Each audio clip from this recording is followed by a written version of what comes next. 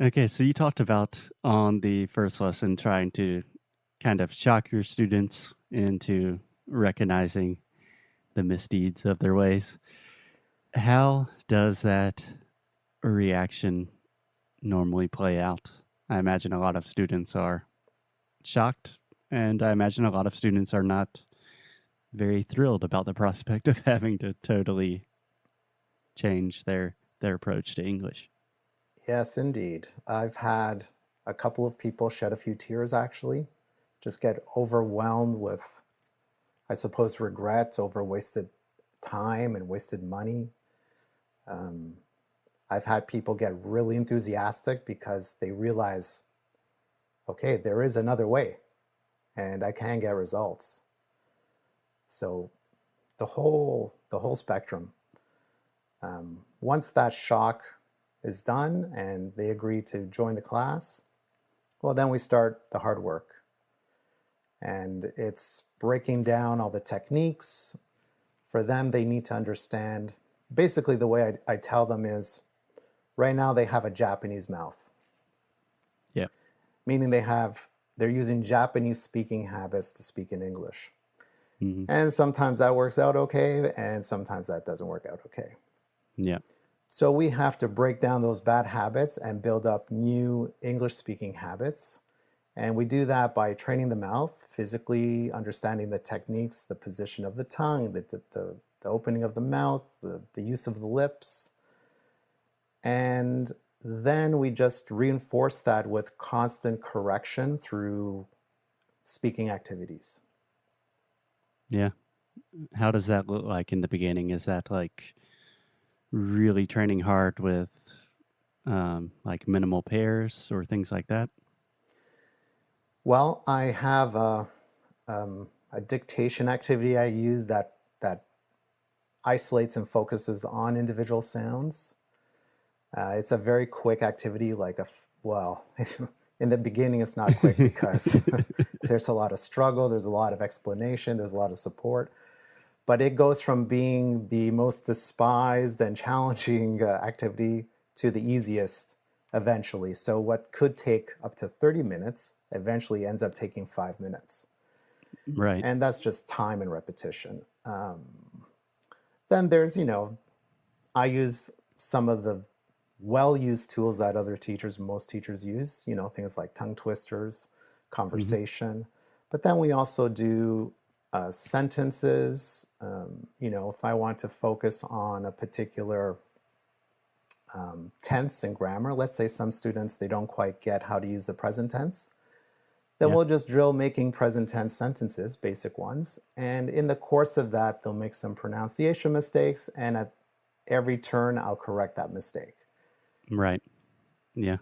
It's essentially the premise of this entire podcast. That's right. Yeah. Recorded 600 episodes about that very Yeah, thing. exactly.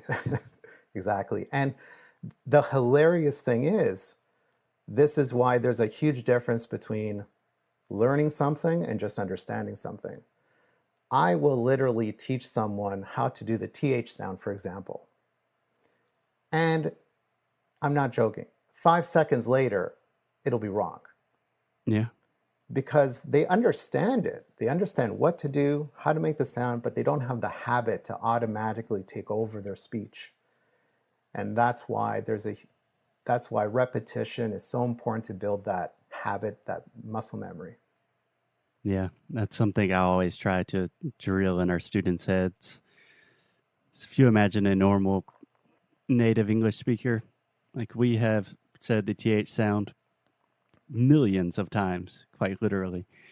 And if a Brazilian or a Japanese person is starting to train the TH sound for the first time and they train for like 20 minutes one day, it's like, okay, they have like what, 50 reps? It's that Yeah, I don't know the exact number, but we're talking about hours and hours of repetition. that's right. Yeah. Yeah. Do you have any sort of this is a student that, or this is a question that I receive from students all of the time. Um, just kind of a time frame for when they could start seeing some sort of progression, because I think most people know, okay, in the beginning, this will take a while, but when can people really start feeling like, okay, maybe this guy Joe knows what he's talking about? Yeah, up until that point, they're just looking at me doubtfully. Well, I've noticed, okay, I would say first that improvements based on our style of teaching kind of sneak up on people. Yeah. And I'd also caveat it by saying, there's so many factors. Some people really do have a natural ability for language, I think. Hmm. Some people have a mouth crowded full of crooked teeth, which also could influence pronunciation. But Yeah. generally speaking, I look at about 30 hours is more or less a turning point for a lot of my students. Yeah. I love thinking about any sort of skill acquisition in hours as opposed to like days or weeks. It's like, how many months until I'm fluent? I don't know, man. How much are you studying during Yeah, those months? yeah, exactly. I mean, yeah, how much are people practicing on their own? I say hours because before I opened the school, I was doing private lessons, and they're hourly. Some people would take 1 hour a week, some people would take 3 hours a week or 6 hours a week. So that hourly measurement worked well in their heads, and it would be about 30 hours. And the thing is, if a student's taking 1 hour a week, that's like 7 months, Yeah. 6 to 7 months, which feels like a long time. But if they were to crunch it in a full-time class, within a month or two, depending on the person and what they're doing on their own. Yeah. Yeah. It's kind of wild to think about. If you're studying an hour a week, 30 hours is half a year, more or Yeah, less. yeah. And just changing that to an hour a day, which is totally doable for most people, especially nowadays. An hour a day compounds that into a month. So you can dramatically change things in a month if you want Yeah, to. absolutely. If you're doing the right things, and that's the key, is to do the right things. Study smart, study the right things. That's why a lot of students, when they find us, after studying for 6 months at a big school, they still have a lot to improve because, in my opinion anyway, they weren't really studying the right things. Yeah. Do you have, okay, this is a teacher to teacher question here. So I know that I personally have a tendency to really want to get technical about pronunciation. And I also want my students to be like phonetically obsessed. And I don't think that's a good approach. So I've really scaled that back over the last few years. But number one, do you kind of fall into that trap of like, okay, well, this is how we produce this sound because your tongue position is slightly lower, and then you have your velum doing something? Or do you kind of leave the technical stuff to your personal knowledge and just try to give them as much practical advice as possible? I And mostly, yeah, yep, sorry, go ahead. I think that's the entirety of my question. All right. I was just going to try to add Yeah, some sort of preamble.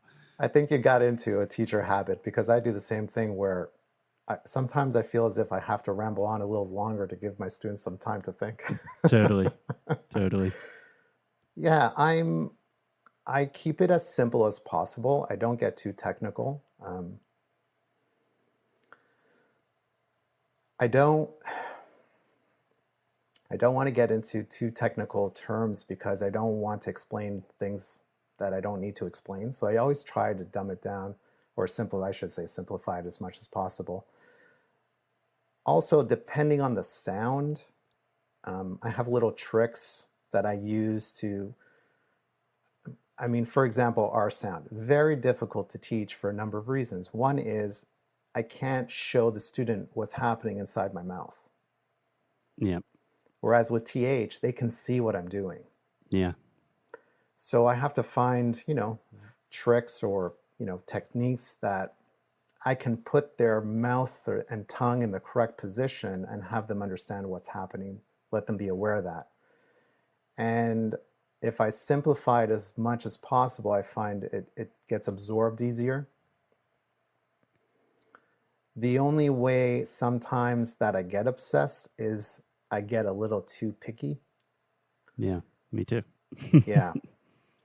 But I try to catch myself and kind of walk back from the ledge. Yeah. Do you have any good R sound tricks up your sleeve? Well, my main trick is I compare it to the N sound. I saw this video online, this old video, and inspired me very much to use the N sound as the introduction to the R sound. And because to me, they are very similar. You know, there's a very small difference between R and N, and I find it really helps students to understand how to exactly to place their tongues. Especially for Yeah. Japanese, they have a very different cheat that they use to make the R sound. And it doesn't work. I mean, it works, I suppose, sufficiently well, but the problem with it is it's not correct, number one. So it makes pronouncing words and combining other sounds difficult, but also it makes the tongue very, very tired very quickly. Yeah. So yeah, that would be my trick. N's the way to go. Nice. Yeah. To be honest, I have never thought about that, I don't think. Or at least not in quite some time. Yeah. Nice. Very cool. So, Joe, do you have any practical tips or resources for the majority of students that cannot physically travel to Toronto or go to an English school or have a professor that is well versed in phonetics and phonology? Do you have any just kind of recommendations to start pushing them in the right direction to help them see the light? Right. That's so tough. I'm just asking you all of the questions that I failed to answer myself. Right. Watch this podcast. Listen to this podcast. It can be very difficult in the beginning if students really don't understand which sounds they're doing wrong and how to correct them. So unfortunately, I tell my students, unfortunately, you need to actually improve your pronunciation before you can practice by yourself. Yeah. Because I don't want them to practice something wrong and build a bad habit. Which means some sort of mentorship or teacher is needed in the beginning to correct mistakes, to build those initial habits, or at least to teach the technique properly in the beginning. But once that technique is down, yeah, absolutely read out loud. Students can record themselves and play it back. They can compare it to audiobooks. Audiobooks in a way can act as a teacher because it's obviously correct. So they can compare their recordings to audiobooks. Tongue twisters can be great. A lot of tongue twisters, they'll focus on one kind of one sound or one word pattern over and over again. So it's a good way to build up that technique. Yeah. Yeah. Just drilling. I drill with my students problem sounds with vowels. So for example, if they're doing the TH sound for your listeners as well, I'll have a list of vowel sounds and we'll practice the TH with those vowel sounds in the beginning position, then I'll move the TH to the middle position, and then I'll move the TH to the end position. There's no real point in practicing TH by itself because TH is in words and it's always combined with vowels and other consonants. So, precisely. Yeah, so things like that. Yeah. Goodness. Yeah, I mean, Google has a nice tool, I think it's called Pronto, where it pronounces words, and you can, if you use it through your mobile, you can record yourself pronouncing the same word and it'll actually suggest some corrections. Ah, nice.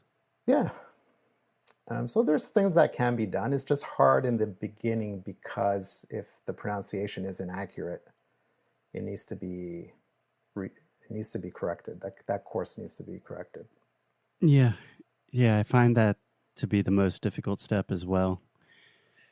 I normally suggest that even if a student is not working with us or doing one of our courses, it's probably a good idea just to have like the very basics of phonetics, phonology, just to kind of get a better perspective of, okay, each language has a certain collection of sounds, and all language is composed of some combination of these sounds, and you're going to have problems with some of them.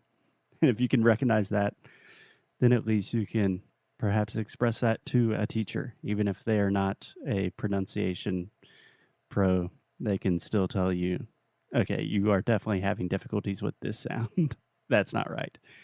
And that can at least start pointing you in the right direction. I completely agree. And I would add one more thing is that, I mean, at least with my Japanese students, it could be a cultural difference. I'm not sure if this happens with Brazilian English learners, but when a student hires a teacher, they work for the student. Yeah. So the students should have no problem telling the teacher what they want to study and what they want to happen in that lesson. So it's super, super important to get corrected. And if a teacher is not correcting a student at all or very infrequently, then that student needs to speak up and ask to be corrected all the time. Yeah. I think that is an extremely important point, that we work for you. This is our job. This is what we like to do. Most teachers want to correct you all of the time. A lot of our students will be shy, at least initially. But you have to be pretty forceful about what you want. Like if I'm taking like a Portuguese or a Spanish class, I'm very clear on the first lesson. Like I want to sound exactly like a Brazilian. If I say anything that does not sound exactly like a Brazilian, tell me to stop. And then you say it, then I'll say it, and then we'll just play that game for a while. Yeah. But you got to be clear about what you want. And Absolutely. Make that But known. Having said that, if a student comes to my class and asks me to teach them only grammar, I'm not going to do it. Yeah, me either. No. Yeah. There are limits. There are plenty of schools for the grammarian students. Exactly. Cool. Awesome, Joe. So it was a pleasure having you on the show. It was a pleasure getting to talk to you a little bit more, getting to know you a little better. Do you have any words of wisdom for all English students trying to make the transition to a more fruitful and productive path of pronunciation, or just anything you would like to leave all of our listeners with? Yeah, I would say that, if you feel like you're in a place where you're not improving anymore, you might have plateaued, you feel stuck, chances are that you can reinvigorate your studies with a focus on pronunciation. At least that's been my experience with my students. I would say don't try to avoid getting frustrated, because there are going to be days where it will feel frustrating, but keep at it. And come visit us on the website, torontoenglishschool.com, and we've got Instagram and Facebook also. So swing by, say hello. Awesome. Love to hear from you all. Yeah. So check out everything that Joe has to offer at torontoenglish.com. On all of the Instagram stuff, we will put that in the show notes. Naturally, if you are listening to this in April 2020, probably do not visit physically, but hopefully sooner than later. And thanks again, Joe. It was a pleasure having you. My pleasure. Thanks for your time. It was a lot of fun. Awesome. Thank you.